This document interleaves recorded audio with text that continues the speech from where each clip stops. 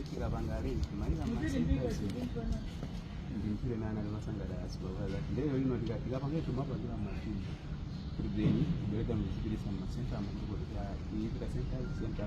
sio ndio ukile senta ni kwa masofa yake akubwera anakula majimbo inaendana tena area 3 akudikira dalimo ili ajira ndani kwa sababu ndio na bwana transfer yake ndi kulamfuka ndi ena watu ofisi ndimena zake kubwera ndiye supervisor matapita katenga majumbo ena mwapa kilamo ndiye makadi wa kuprintidwa kunoko auchokera kuti kapena sorting yanu mukumatani fa makadi ameti kuona munomo ndi alilonge okhaokha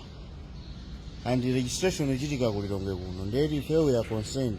kuti kodi makadi alilonge okha akupezeka munomo ma district enawa kulibe